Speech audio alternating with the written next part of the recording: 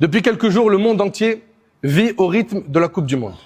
Et l'islam n'interdit pas les distractions licites, ni les moments de détente. Mais le croyant doit toujours se rappeler une vérité essentielle. Avant d'être un supporter, un spectateur ou un amateur de sport, il est avant tout un serviteur d'Allah.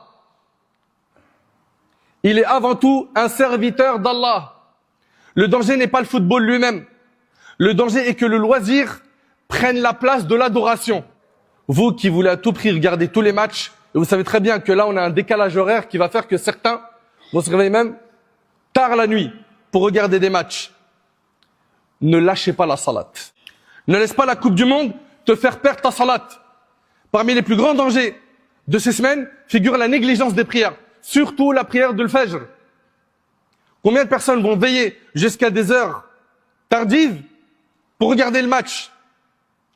Mais malheureusement, certains, volontairement, ne prieront pas la prière de Subh. Combien de personnes sont capables de citer les horaires des rencontres? Ils ont déjà appris. Ils savent qu'il y a plus de 100 matchs, ils connaissent déjà les horaires. Mais ils ne connaissent pas les horaires de prière. Vous qui êtes soucieux de savoir qui sera le gagnant, garde en tête que toi, tu vas rien gagner dans cette histoire. Mais par contre, tu peux beaucoup perdre. Quand? Le jour du jugement. Donc si toi, tu veux être un gagnant, un vrai, va falloir que tu sois un vrai musulman, digne de ce nom, qui est soumis à Allah. Allah subhanahu wa ta'ala ordonne. Allah subhanahu wa ta'ala interdit. Toi, tu n'as qu'une seule réponse. Sami'na wa ata'na. J'ai entendu, j'ai obéi.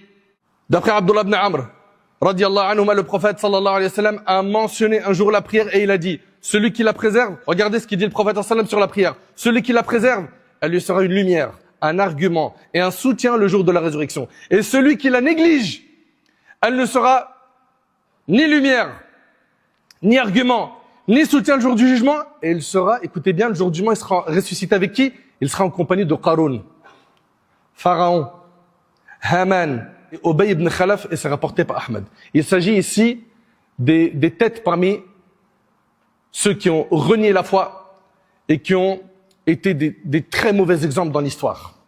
Tu veux être ressuscité avec eux? Non? Mais réveille-toi, reprends la salat. Quand on a posé la question au prophète sallam, quelle est l'œuvre la plus aimée d'Allah? Il a dit la salat à son temps. La salat est l'œuvre qu'Allah aime le plus. La salat est l'œuvre que le prophète sallam aime le plus. Tu prétends aimer Allah et son prophète. Comment se fait-il que tu n'aimes pas la salat?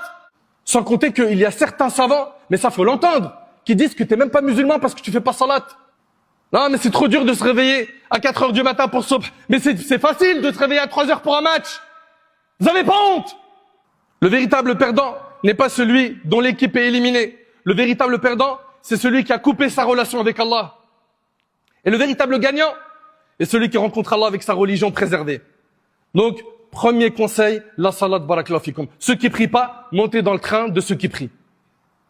Ceux qui sont négligents, réparez ça. La salat, c'est une ligne rouge. Tu dois prier.